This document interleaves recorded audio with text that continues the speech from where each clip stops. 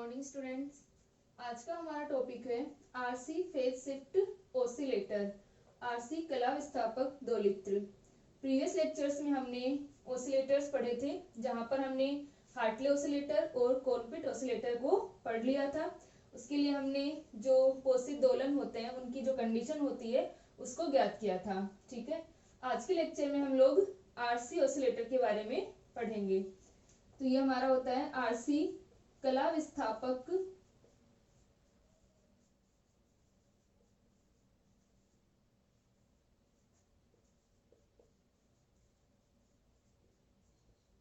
दोलित्र। आप लोगों के सिलेबस में हार्टले, कोलपिट और ये आरसी फेज शिफ्ट ऑसिलेटर हैं। ठीक है, जिनमें से हमने हार्टले और कोलपिट ऑसिलेटर को कंप्लीट कर लिया था और आज के लेक्चर में हम लोग आरसी फेज शिफ्ट को कंप्लीट करेंगे। ठीक है, तो ये जो हमारा आरसी फेज शिफ्ट ऑसिलेटर है, इसका जो ये सर्किट होता है वो इस प्रकार होता है। इसके अंदर हमने कॉमन इमिटर ट्रांजिस्टर यूज किया है। ठीक है, जो हमारा एम्पलीफायर है यहाँ पर वो क्या है, कॉमन इमिटर ट्रांजिस्टर है। ठीक है, और इसके अंदर 3 आरसी परिपथ हमारे लगे हुए हैं। यहाँ पर 3 आरसी सर्किट जो हमने यूज किए हैं, ये तीनों क्या करते हैं, कला विस्थापक का कार्य करते हैं। ठीक है, इसको हम कला विस्थापक फेज शिफ्ट ऑसिलेटर कहते हैं। तो यहाँ पर जो आरसी हमारे यूज किए हुए हैं वो क्या करते हैं, फेज शिफ्ट का कार्य करते हैं। यानी जो 3 हमने कैपेसिटर जो हमने यहाँ पर सीरीज में और जो आर हमने पैरेलल में लगाए हुए हैं, ये तीनों मिलकर के, जैसे एक हमारा आर और सी है वो 60 डिग्री का फेज शिफ्ट प्रोवाइड करवाता है। ठीक है, फेज डिफरेंस 60 डिग्री का प्रोवाइड करवाएगा। और जो हमारा दूसरा है उससे भी 60 डिग्री और थर्ड वाला है उससे 60 डिग्री, यानी हर जो आरसी का कॉम्बिनेशन है उससे 60 डिग्री फेज शिफ्ट क्या होगा, प्रोड्यूस होगा। तो यहाँ पर हमने 3 यूज किए हैं, तो टोटल जो फेज शिफ्ट आता है वो 180 डिग्री आ जाता है। ठीक है, और जो हमारा कॉमन इमिटर ट्रांजिस्टर है, कॉमन इमिटर ट्रांजिस्टर के अंदर क्या होगा, वी इनपुट और वी आउटपुट के अंदर 180 डिग्री का फेज शिफ्ट होता है। ठीक है, यहाँ पर हमारा जो एम्पलीफायर है कॉमन इमिटर ट्रांजिस्टर, इसका जो आउटपुट मिलेगा उसके अंदर फेज शिफ्ट कितना होगा, 180 डिग्री का। और बाकी जो 180 डिग्री का फेज शिफ्ट है वो इन आरसी सर्किट को यूज करके प्रोवाइड करवाया जाता है। तो टोटल जो फेज शिफ्ट आएगा वो कितना हो जाएगा, 180 प्लस 180। ठीक है, तो ये 360 या 2 पाई का फेज डिफरेंस यहाँ पर आ जाएगा। तो 2 पाई का जो फेज शिफ्ट होता है वही हमारी बार्कहाउज़न क्राइटेरिया है। तो ये ऑसिलेटर की कंडीशन को कंप्लीट करता है। ठीक है, तो यहाँ पर जो तीनों आरसी यूज किए गए हैं, तीनों सी की वैल्यू सेम होती है और तीनों आर भी सेम होते हैं। लेकिन जो हमारा लास्ट वाला आर है, लास्ट वाला जो रेजिस्टेंस है, उसके थ्रू हम क्या दे रहे हैं, वापस फीडबैक दे रहे हैं। ठीक है, तो ये जो रेजिस्टेंस होगा आर, ये क्या होता है कि जो ट्रांजिस्टर का इनपुट रेजिस्टेंस होगा, इनपुट जो इम्पिडेंस होती है ट्रांजिस्टर की HIE, उसके साथ में जुड़कर के आर बनेगा। ठीक है, क्योंकि हम क्या कर रहे हैं कि इस आर के थ्रू वापस फीडबैक दे रहे हैं, तो ये वापस से क्या हो रहा है, इनपुट पर आ रहा है। इसका मतलब जो इनपुट वाला रेजिस्टेंस होगा वो भी इसमें ऐड होगा।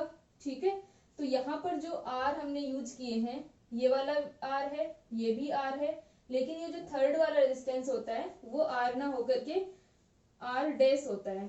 आर ई डैश से हमने इसको शो किया हुआ है, ये आर ई डैश है। और जब हम इसमें आर ये HIE को ऐड कर देते हैं, RE प्लस HIE कर देंगे, तब ये आर बन जाता है। ठीक है, तो वैसे तीनों यहाँ पर आर है, लेकिन ये क्या होगा, HIE के साथ में मिलकर के ऐड होने के बाद में क्या बनेगा, आर बनेगा। उससे पहले कितना है, RE डैश प्लस HIE।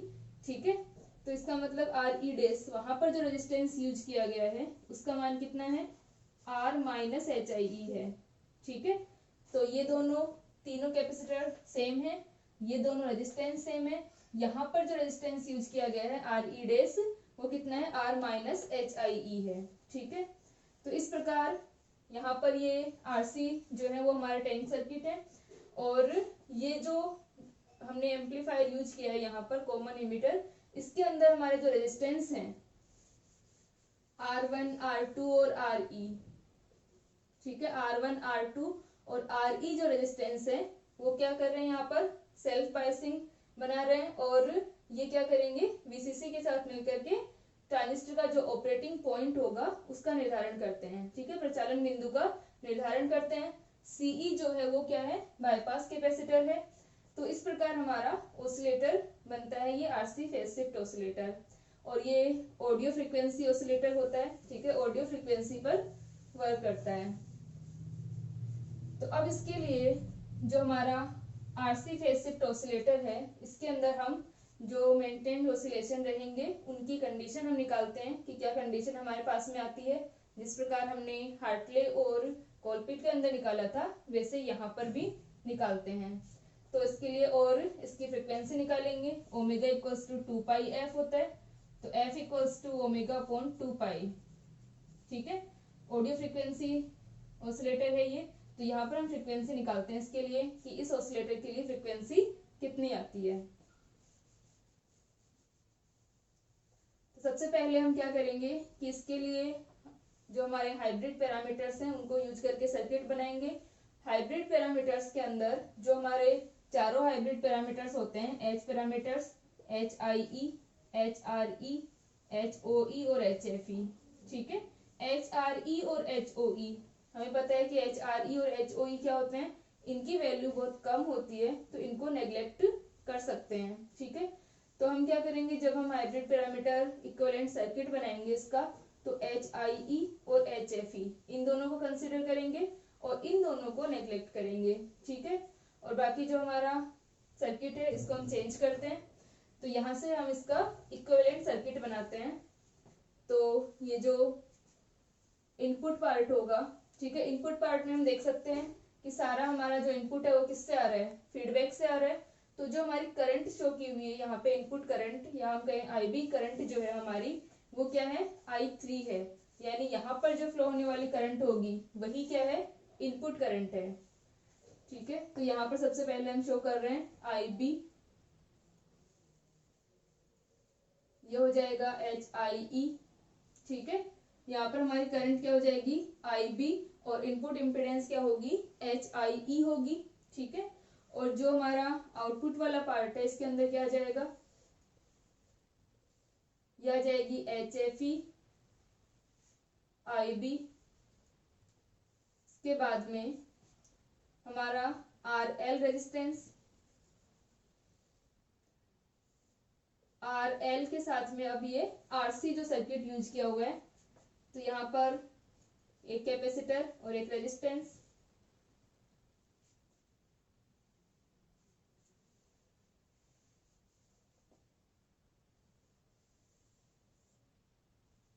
फिर उसके बाद में सेकेंड कैपेसिटर और रेजिस्टेंस, फिर उसके बाद में कैपेसिटर, और यहाँ पर अब जो रेजिस्टेंस है यहाँ पर ये दोनों तो आर आर हैं।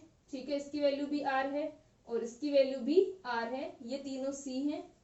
ये हमारा कब आर बनेगा, जब एच आई ई इसमें ऐड होगा, क्योंकि ये वापस से इनपुट पर आने वाला है। ठीक है, तो यहाँ पर हम ऑलरेडी इसमें एच आई ई को ऐड कर देते हैं, तो ये हो जाएगा आर ई डेस।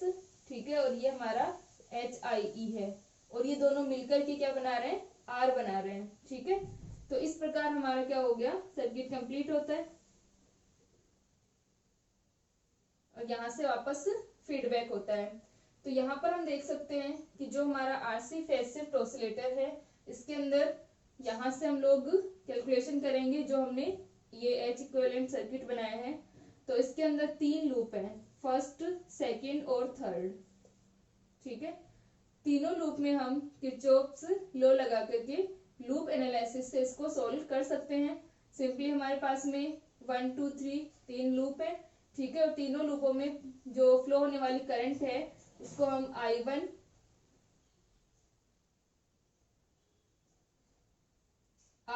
और I2 और I3, I1, I2 और I3। फर्स्ट लूप में हमारी करंट कौन सी है, I1 है, सेकेंड लूप में करंट I2 है, थर्ड लूप में करंट I3 है। तो हम लोग इसके लिए सोल्व कर सकते हैं इसे। ठीक है, और यहाँ पर जो हमारी HFE IB है, तो IB जो करंट होगी वो भी क्या है, I3 ही है। ठीक है, यहाँ से जाने वाली जो करंट थी हमारी कौन सी थी, हमने I3 यहाँ पे शो किया हुआ है। तो ये भी क्या होगी, I3 ही है। यहाँ पर ये जो करंट है वो I3 है, ठीक है। तो इसको यूज करके अब हम लोग सोल्व करते हैं, लूप एनालिसिस लगाते हैं। तो सबसे पहले हम फर्स्ट लूप की बात करें, ठीक है। एक बार डायग्राम बना लो इसका।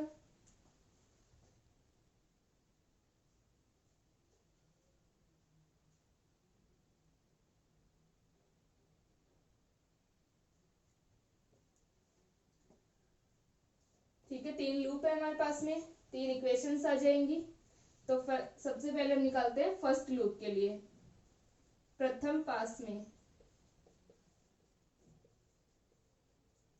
तो फर्स्ट लूप के अंदर कौन सी करंट फ्लो हो रही है, I1, ठीक है। तो हम I1 के लिए लिखें RL प्लस R, ठीक है, RL और ये R और उसके अलावा C, 3 यहाँ पर हमारे इम्पिडेंस हैं। तो RL प्लस R और C के लिए रिएक्टेंस हम कैसे लिखते हैं, 1/j ओमेगा C। C की जो रिएक्टेंस लिखी जाती है वो 1/j ओमेगा C। अब I1 के लिए कंप्लीट हो गया। हमारा जो फर्स्ट लूप है वो इस प्रकार है, ठीक है। और I1 इसमें से करंट जा रही है, ये हमारा RL है, ये R है और ये C है। लेकिन जो ये वाला R है, ठीक है, ये कॉमन है फर्स्ट और सेकंड लूप के अंदर, और सेकंड लूप में करंट फ्लो हो रही है I2, ठीक है। तो ये वाला जो रेजिस्टेंस कॉमन है हमारा फर्स्ट और सेकंड लूप के अंदर, तो इस रेजिस्टेंस में से फ्लो होने वाली करंट क्या होगी, I1 भी होगी और I2 भी होगी। I1 की डायरेक्शन ये है और I2 की डायरेक्शन ये है, ठीक है। I1 की डायरेक्शन इसमें नीचे की ओर है, I2 की डायरेक्शन इस रेजिस्टेंस के लिए ऊपर की ओर है, ठीक है। तो जिस प्रकार हमने स्टार्टिंग में जब लूप एनालिसिस पढ़ा था, तो वहां पर हमने लिखा था कि I1 माइनस I2 होगा इंटू R, ठीक है। मतलब इस वाले रेजिस्टेंस के लिए हमारे पास में I1 वाली टर्म तो हमने लिख ली, प्लस I1R, तो अब माइनस का I2R भी आएगा, ठीक है। तो हम इसे लिख सकते हैं माइनस का RI2, ठीक है, ये I2R। अब ये जो हमारा RL है, RL में यहाँ पर ये करंट जा रही है HFE-IB, ठीक है। RL में से ये वाली करंट भी है, ठीक है। तो यहाँ पर क्या होगा, ये वाली करंट भी है, तो RL के साथ में ये भी आएगी मल्टीप्लाई होकर के। और ये करंट कौन सी है, ये हमारी I3 करंट है, ठीक है।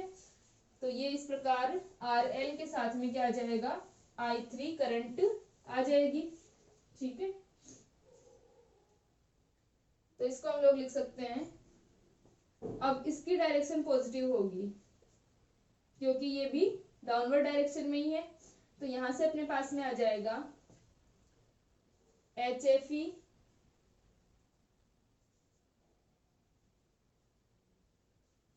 RL I3, ठीक है। ये हमारे पास में आ गई फर्स्ट इक्वेशन, आ गई फर्स्ट लूप के लिए। तो यहाँ पर हम लोग तीनों लूप के लिए इसी प्रकार इक्वेशन लिख सकते हैं। तो यह आ जाएगा हमारे पास में सेकेंड लूप के लिए अगर हम लिखें, तो सेकेंड जो हमारा लूप है, सेकेंड लूप किस प्रकार है, इसके अंदर 2 रेजिस्टेंस है और एक कैपेसिटर है। यहाँ पर करंट वापस से I1, I2 और I3 तीनों आएंगी, ठीक है। तो ये वैल्यू आ जाएगी अपने पास में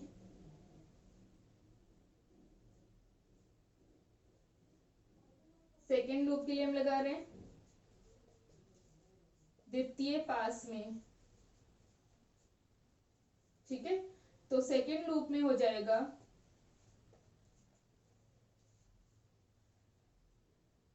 यहां से हम स्टार्ट करें I2 से। सेकेंड लूप हमारा इस प्रकार है, एक ये रेजिस्टेंस है, एक ये वाला रेजिस्टेंस है और एक ये कैपेसिटर है, और करंट इसमें से जा रही है I2 करंट, I2 करंट है। इस R में से I1 करंट भी आ रही है, ठीक है, क्योंकि ये कॉमन है फर्स्ट और सेकंड के अंदर। और ये वाला जो रेजिस्टेंस है इसमें से I3 करंट आ रही है, ठीक है, क्योंकि ये कॉमन है किसमें, सेकंड और थर्ड के अंदर। तो इस रेजिस्टेंस के लिए ये वाली डायरेक्शन I2 की है और ऊपर की डायरेक्शन I3 की है। इस वाले रेजिस्टेंस के लिए ये वाली डायरेक्शन I1 की है और ये वाली डायरेक्शन I2 की है। ठीक है, तो ये I1 माइनस ये, अगर हम I2 के लिए सॉल्व करें तो इसे हम I2 माइनस I1 लिख सकते हैं और इसे हम I2 माइनस I3 लिख सकते हैं। ठीक है, तो यहाँ पर हम सेकेंड लूप के लिए इक्वेशन लिखें तो ये आ जाएगी I1 के साथ में क्या आएगा, I1 यहाँ पर अब नेगेटिव रहेगा क्योंकि हम I2 के अकॉर्डिंग चल रहे हैं। सेकेंड लूप में I2 को हम पॉजिटिव लेके चलेंगे, जो डायरेक्शन I2 की है वही हमारी पॉजिटिव डायरेक्शन होगी और फर्स्ट लूप के अंदर जो डायरेक्शन I1 की है वो हमारी पॉजिटिव डायरेक्शन होगी और जो हमारा थर्ड लूप है इसके अंदर I3 की डायरेक्शन पॉजिटिव होगी। तो हम लोग सेकेंड लूप की बात कर रहे हैं तो यह आ जाएगा माइनस का I1R। ठीक है, और उसके बाद में प्लस, अब I2 के लिए कौन कौन से होंगे, ये वाला R, ये वाला R और एक C, यानी 2R प्लस का 1/j ओमेगा C। अब I3 के लिए माइनस का I3R। ठीक है, ये हमारी सेकेंड इक्वेशन आ गई सेकेंड लूप के लिए। इसी प्रकार हम लोग थर्ड लूप के लिए लिख सकते हैं। ठीक है, थर्ड लूप के अंदर क्या है, एक हमारा ये R है, एक C है और एक ये वाला R है। ये वाला R जो है वो RE डेस प्लस HIE है, लेकिन हम लोग इसको R लिख सकते हैं और इसमें से करंट I3 है, लेकिन यहाँ पर जो R है ये सेकंड थर्ड के अंदर कॉमन है तो इसके अंदर भी I2 भी आएगी और I3 भी आएगी। अब हम लोग I3 की डायरेक्शन पॉजिटिव लेंगे तो I3 माइनस I2 होगा। ठीक है, तो सेम इक्वेशन हमारे पास में थर्ड इक्वेशन आ जाएगी।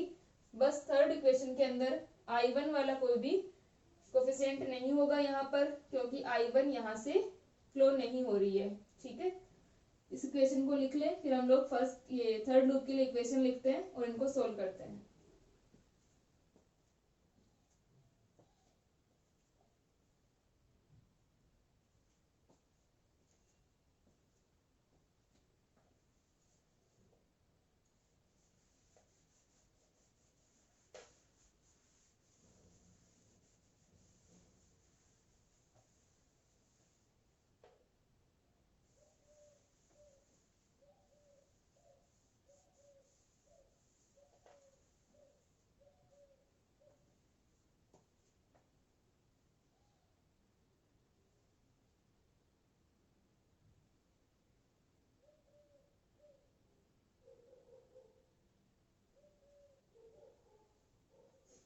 ठीक है, फर्स्ट और सेकंड हो गई हमारी। थर्ड लूप के लिए तृतीय पास में क्या जाएगा, I1 की कोई कंपोनेंट है नहीं, ओनली I2 और I3, तो माइनस का R I2 प्लस यहाँ पर फिर से ये वाला R और ये वाला R और एक C, यानी टोटल हो गए 2R plus 1/j omega C into I3 equal to 0। ठीक है, तो ये हमारे पास में आ गई इक्वेशन, तीनों जो इक्वेशन आ रही थी।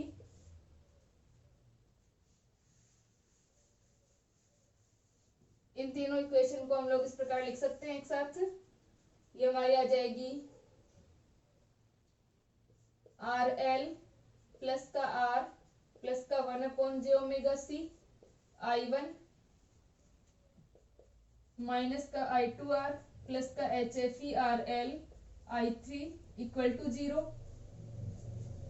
सेकेंड हमारी हो जाएगी माइनस का R I1 प्लस का 2R प्लस का 1/j omega C I2 minus R I3 equal to 0, और ये हो जाएगी हमारे पास में 0 I1 प्लस माइनस का R I2 प्लस का 2R 1/j ओमेगा C और I3 इक्वल टू 0। अब हम लोग क्या कर सकते हैं, इसको मैट्रिक्स फॉर्म में लिखें।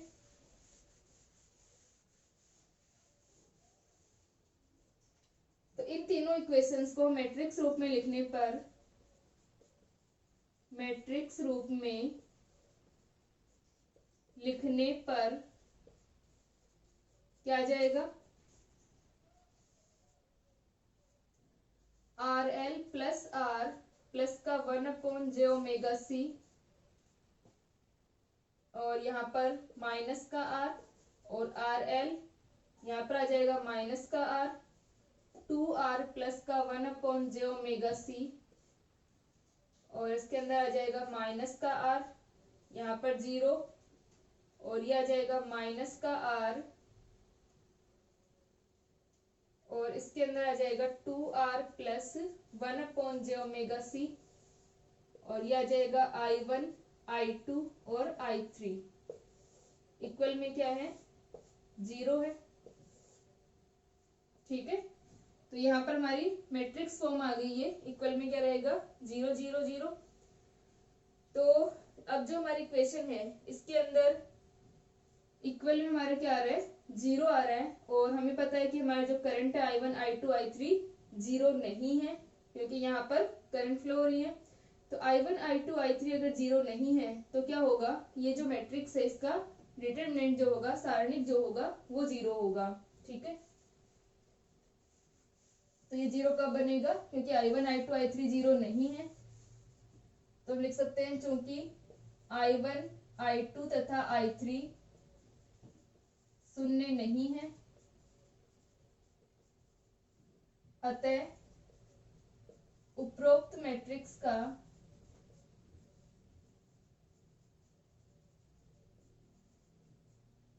सारणिक शून्य होगा।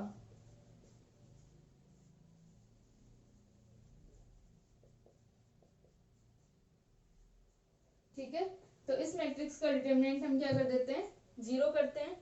तो इसको हम लोग लिखें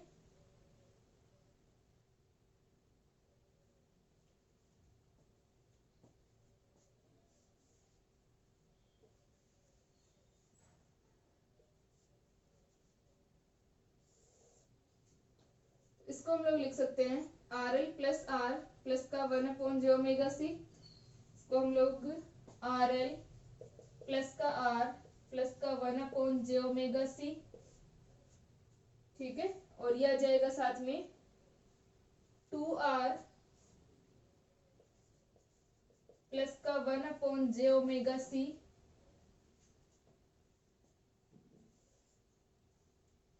और यह आ जाएगा 2r प्लस का 1/j⍵c माइनस, ये माइनस आर है, ये भी माइनस आर है, और आर स्क्वायर ये प्लस हो जाएगा, एक माइनस बीच में आएगा तो ये आ जाएगा माइनस का आर स्क्वायर। फिर उसके बाद में सेकेंड टर्म माइनस में होती है हमारी, और एक माइनस पहले से है, तो ये हो जाएगा प्लस का आर, मल्टीप्लाई हो जाएंगे R L plus R plus का 1/j⍵c multiply by 2r plus 1/j⍵c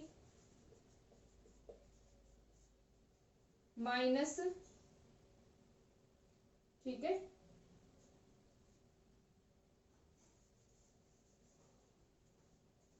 ये वाला कर रहे हैं हम लोग, तो ये r से मल्टीप्लाई हो जाएगा, माइनस का r 2r प्लस का 1/j⍵c। ठीक है, और ये हो जाएगा माइनस r इंटू 0, तो ये 0 हो गया। थर्ड हमारा आ जाएगा प्लस का आर एल, और इससे मल्टीप्लाई हो जाएगा माइनस माइनस प्लस, तो ये हो गया आर स्क्वायर,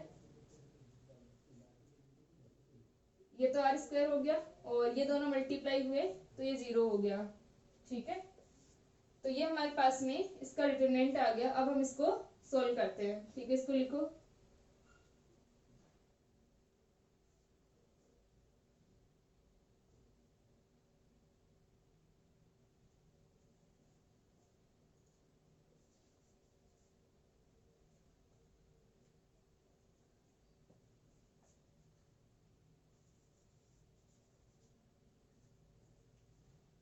ठीक है, ये हमारा HFeRl था, इसका जो I3 का कोफिशिएंट था।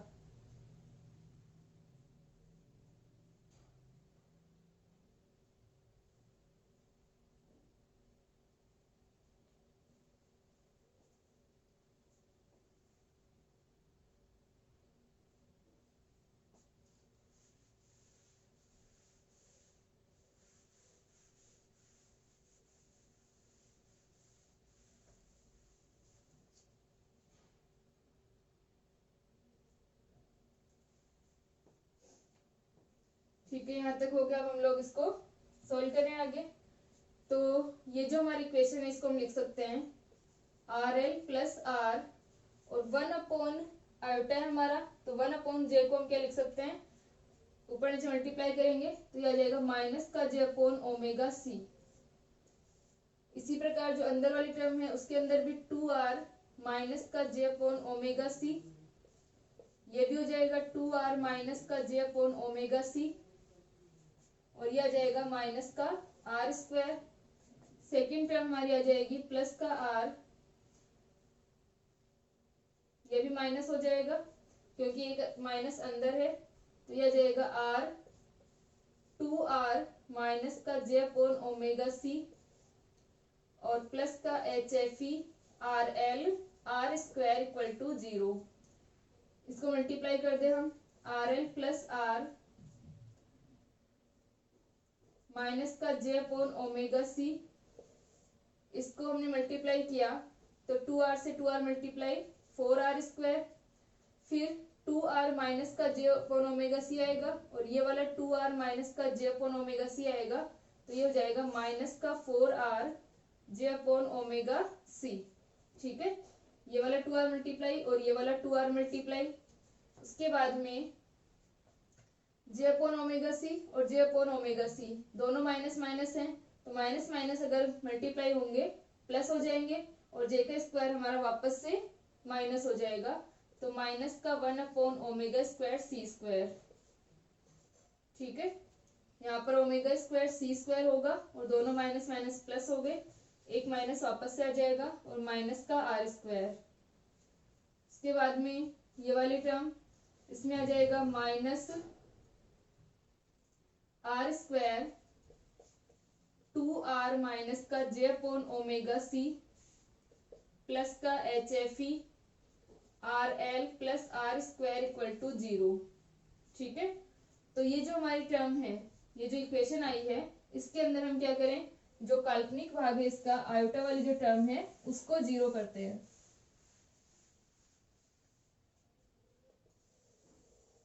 ठीक है, तो हम लोग लिख सकते हैं काल्पनिक भाग को शून्य करने पर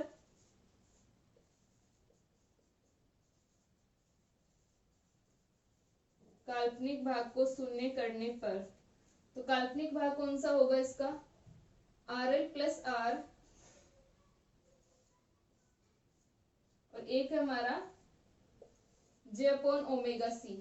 ठीक है, तो जो टर्म्स RL प्लस आर से मल्टीप्लाई होंगी इसके अंदर वो तो काल्पनिक नहीं होंगी, जो इस जे वाले से मल्टीप्लाई होंगी वो हमारी काल्पनिक हो जाएंगी, और साथ में ये वाला पार्ट जो है वो भी जिससे मल्टीप्लाई होगा वो इमेजिनरी आएगा।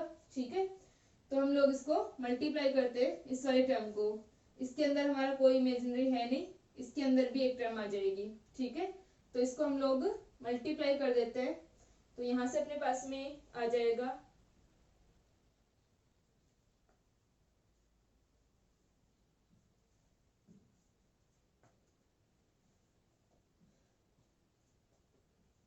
ठीक है, तो ये हमारी माइनस का जे अपॉन ओमेगा सी। ठीक है,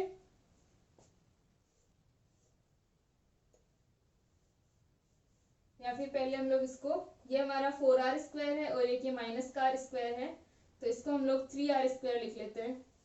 ठीक है, ये हमारा क्या बन जाएगा, 4r स्क्वायर था और एक माइनस का आर स्क्वायर है, तो ये अपना 3r स्क्वायर आ जाएगा।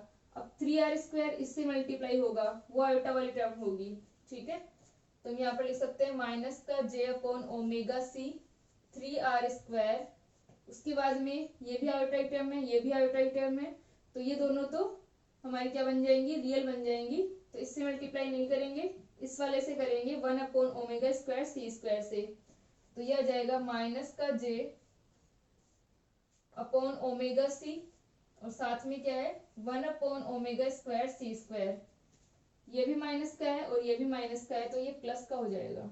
ठीक है, तो दो टर्म्स तो हमारी ये आ गई। इनके अलावा RL प्लस R जब इससे मल्टीप्लाई होगा तो ये आ जाएगा माइनस का RL प्लस R और multiply 4R j upon omega c।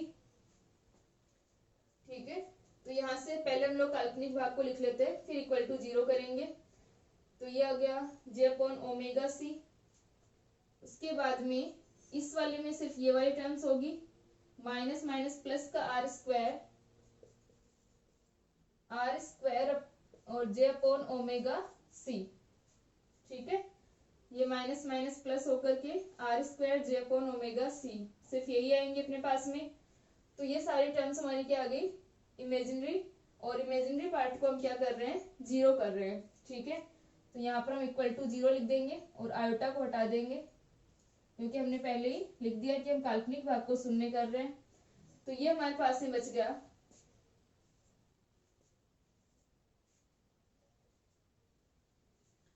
1/ओमेगा c 3R² plus का 1/ओमेगा c omega square c² minus का RL प्लस R। इसको हम लोग थोड़ा सिंप्लीफाई करें तो माइनस का 3R² upon omega c plus 1/ओमेगा³ c³ माइनस का RL plus R 4R upon omega c। ठीक है, प्लस का R² upon omega c equal to 0। ठीक है, तो सभी टर्म्स में हमारा ओमेगा c कॉमन आ रहा है, ओमेगा c को हटा देते हैं। तो ये बच जाएगा माइनस का 3R² प्लस का 1/ओमेगा² c² माइनस का RL plus R into 4R plus का R² इक्वल टू 0। ठीक है, ओमेगा c हमने सबका हटा दिया, तो ये वाली टर्म हमारी बच गई। तो 1/ओमेगा² c²।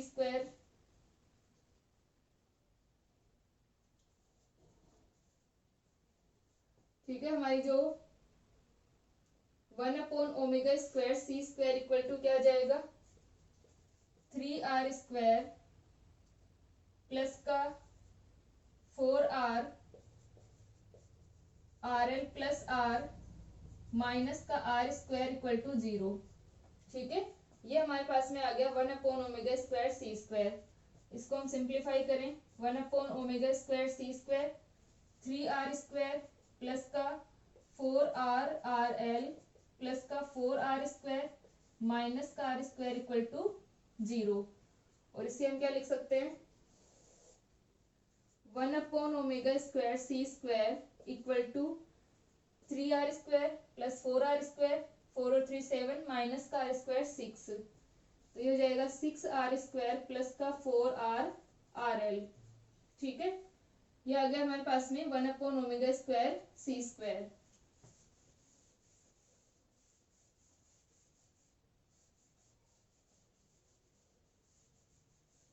और इसको हम लोग लिख सकते हैं 1/ओमेगा² c² का मान है ये, तो ओमेगा स्क्वायर c² का मान क्या हो जाएगा, 1/6R² प्लस का 4R RL, और ओमेगा इक्वल्स टू हो जाएगा, omega square equals to 1/c² 6R² plus का 4R RL, और ओमेगा इक्वल टू आ जाएगा √1/c² 6R² प्लस का 4R RL। ठीक है, तो ये हमारे पास में क्या आ गया, ओमेगा का मान आ गया। ठीक है, यहाँ से हम फ्रीक्वेंसी निकाल सकते हैं। ओमेगा इक्वल्स टू क्या होता है, ओमेगा इक्वल्स टू हमारे पास में क्या हो जाएगा, ओमेगा इक्वल टू 2πf, तो f equals to omega upon 2π। ठीक है, इसको लिख लो एक बार।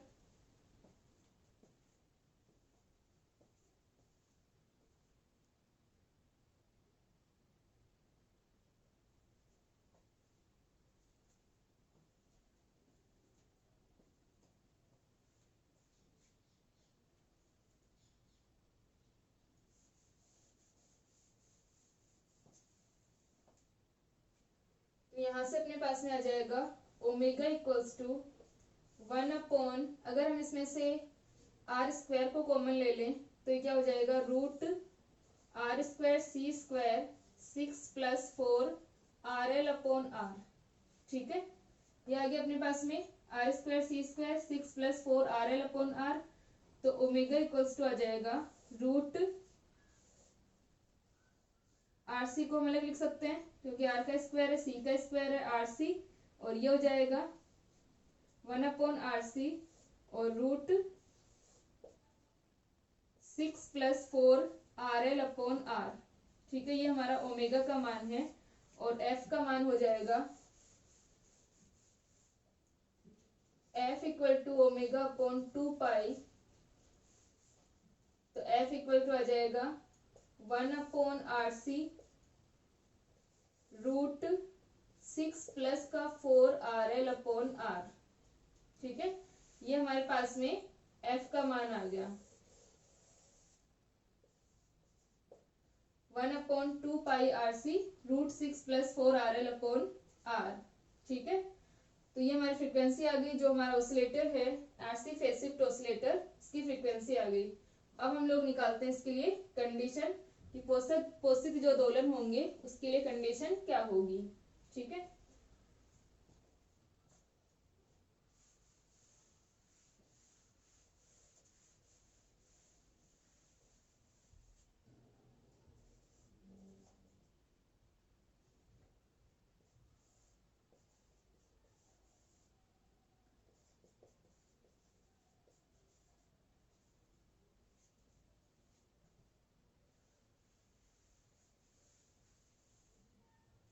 और हमारा 1/ω² क्या था, 1/ω² अपने पास में था 6r² + 4RL/r। ठीक है, यही था अपने पास में 1/ω²। तो अब जो हमारी इक्वेशन थी जिसके अंदर हमने आयोटा वाले टर्म को 0 किया था, अब हम लोग क्या करते हैं, जो हमारा वास्तविक पार्ट था, रियल पार्ट, उसको इक्वल टू 0 रखते हैं। तो हम लोग एक बार हमारी जो इक्वेशन थी उसको लिख रहे हैं।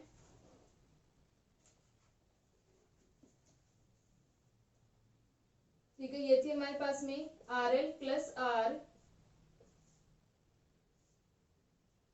माइनस का j/ωc, और ये 3r² माइनस 4jr/ωc माइनस का 1/ω²c² माइनस का r² 2r माइनस का j/ωc प्लस का HFE RL r² = 0। ठीक है, ये हमारे पास में इक्वेशन थी।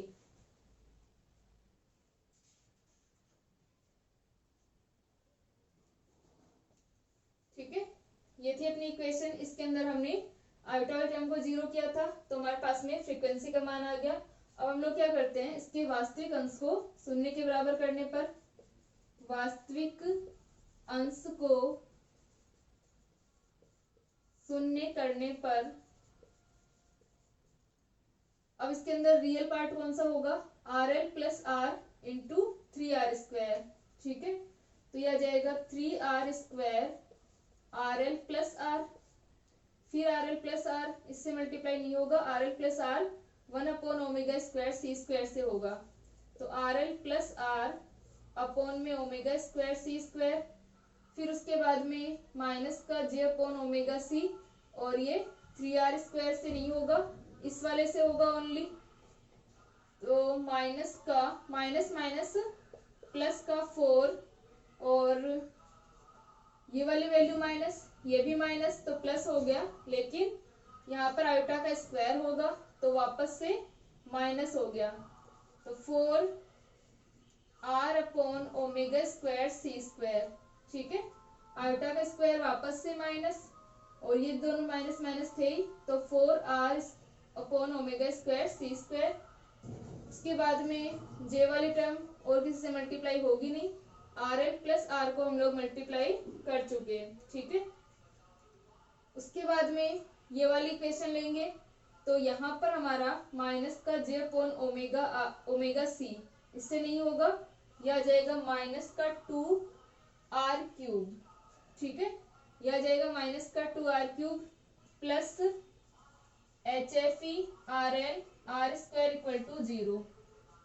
ठीक है, ये हमारी इक्वेशन आ गई HFE RL R² = 0। 3r², इसको हम ओपन कर लेते हैं, तो ये हो जाएगा 4r² RL प्लस का 3r³ माइनस का RL प्लस R अपॉन ओमेगा² माइनस का 4r अपॉन ओमेगा² माइनस का 2r³ प्लस का HFE RL R² = 0। ठीक है, यहाँ पर हमने रियल पार्ट को लिखा है, तो ये हमारा बन गया 4r² RL, जब हमने इसको मल्टीप्लाई किया 3r² को, और इसके अंदर फिर हमारा ओमेगा² वाली टर्म आएगी। ये वाली टर्म आएगी नहीं, क्योंकि यहाँ पर जे वाला पार्ट है। अब जे वाला और जे वाला पार्ट दोनों मल्टीप्लाई होंगे, तो ये बच जाएगा 4r अपॉन ओमेगा²c²। ठीक है, और यहाँ से अपने पास में ये इस प्रकार टर्म आ जाएगी। ठीक है, ये माइनस का 2r³ HFE RL R² = 0, तो 3r³ माइनस 2r³, ये बन गया r³ और प्लस का 4r² RL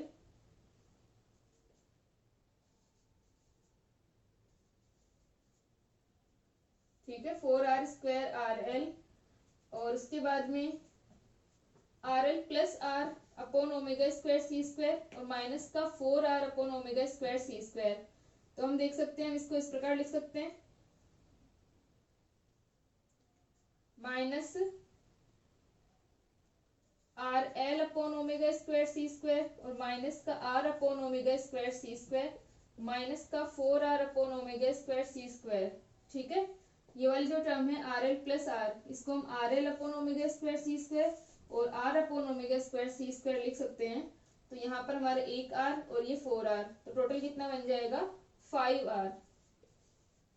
ठीक है, दोनों ऐड हो जाएंगे, और माइनस का 2r³ प्लस का माइनस 2r³ को हम लिख चुके, प्लस का HFE RL R² = 0। ठीक है, इसको हम सिंप्लीफाई करें,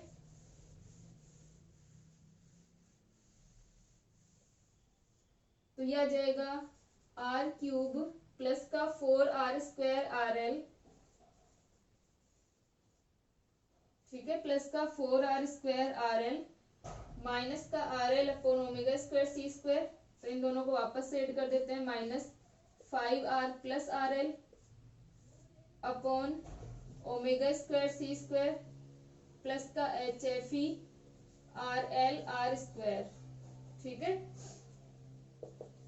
अब अपन 1 अपॉन ओमेगा² का मान यहाँ से रख देते हैं, तो ये हो जाएगा r³ प्लस का 4r² RL माइनस का 5r plus RL multiply 6r² plus का 4RL R प्लस का HFE RL R² = 0। ठीक है, तो हम इसको ओपन कर लें, तो ये हमारी जो इक्वेशन है, इसको हम यहाँ पर मल्टीप्लाई कर लें इसको, तो ये बन जाएगा r³ प्लस का 4r² RL माइनस का, मल्टीप्लाई कर रहे हैं हम लोग इसको, तो ये क्या हो जाएगा 5r और 6r², 30r²। ठीक है, और उसके बाद में ये हो जाएगा 5r और 4RL R, तो ये हो जाएगा प्लस का 20RL R²। ठीक है, और उसके बाद में ये हमारा 30r³ बनेगा। ठीक है, 30r³ और ये अपना आ जाएगा, ये 4 और 5 20RL R², ये आ जाएगा प्लस का 6r² RL, फिर ये आ जाएगा RL प्लस का 4RL² R। ठीक है, ये वाली जो टर्म है 4RL² R प्लस का HFE RL R² = 0। ठीक है। तो ये अपना हो गया माइनस का 30r³ और ये r³, तो माइनस का 29r³ प्लस का 4r²RL, और ये हमारे पास में कितना हो गया, ठीक है, ये हमारे पास में आ जाएगा, ये हमारा 420RL और ये हमारा था 6r²RL, ठीक है। तो यहां से अपना हो गया 26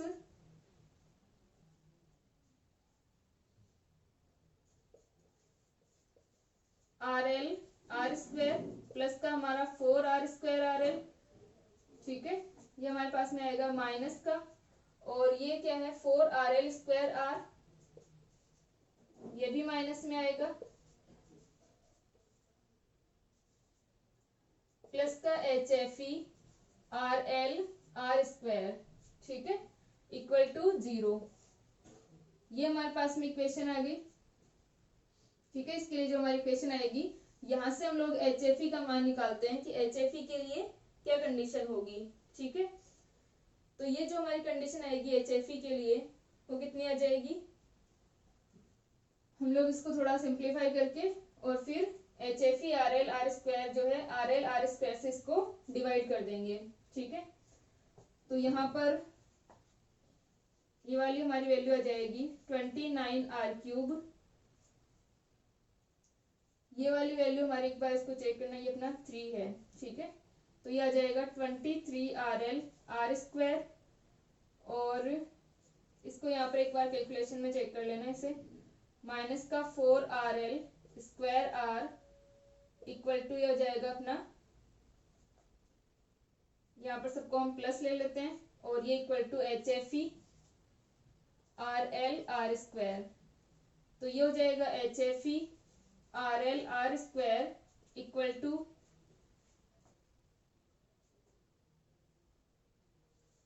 29r³ प्लस का 23RL² प्लस का 4RL²R, इसको हम डिवाइड कर दें तो ये हमारे पास में क्या आ जाएगा,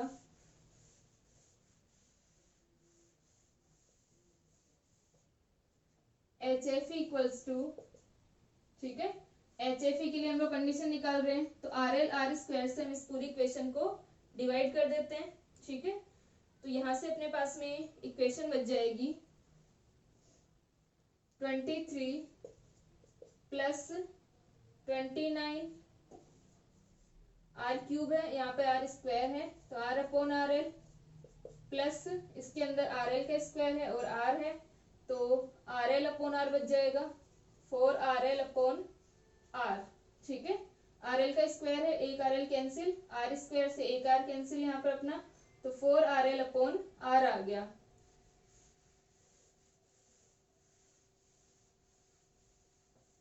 तो ये जो हमारी HFE की कंडीशन है, इसके अंदर आप लोग एक बार वो कैलकुलेशन के अंदर चेक कर लेना, जहां पर हमने 4 की जगह 3 लिखा है वो 3 आएगा, ठीक है। तो ये वाली जो इक्वेशन है HFE इक्वल टू 23 प्लस 29, अगर R इक्वल्स टू RL लें, ठीक है, RL लें तो क्या होगा, HFE equals to 23 plus 29 plus का 4, तो ये हमारे पास में आ जाएगा 56। तो HFE का मान जो है वो कितना होना चाहिए, 56 होना चाहिए पोषित दोलनों के लिए, ठीक है। तो पोषित दोलन के लिए,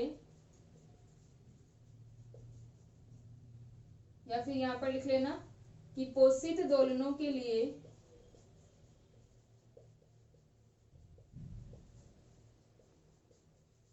HFE इक्वल टू 56 होगा। तो ये कंडीशन होती है RC फेज शिफ्ट जो आपका ऑसिलेटर है, इसके अंदर जो HFE के लिए कंडीशन आएगी वो कितनी आ जाती है, 56, ठीक है। और हम लोग जो कंडीशन लेते हैं, हमारे सेल्फ एक्साइटेड जो ऑसिलेशन होंगे, सतह उत्तेजित दोलन और पोषित दोलन, अगर हम दोनों के लिए हमें कंडीशन लिखते हैं तो हम इसको क्या लिख लेंगे, HF is greater than equal to 56। तो ये हमारी कंडीशन रहती है RC फेज शिफ्ट ऑसिलेटर के लिए, ठीक है। तो यहाँ से जो आपके तीनों ऑसिलेटर्स थे, हार्टले, कोलपिट और RC फेज शिफ्ट, तो इनके अंदर कंडीशंस आती हैं, तो इन कंडीशंस से आप लोगों को डिराइव करना होगा, ठीक है।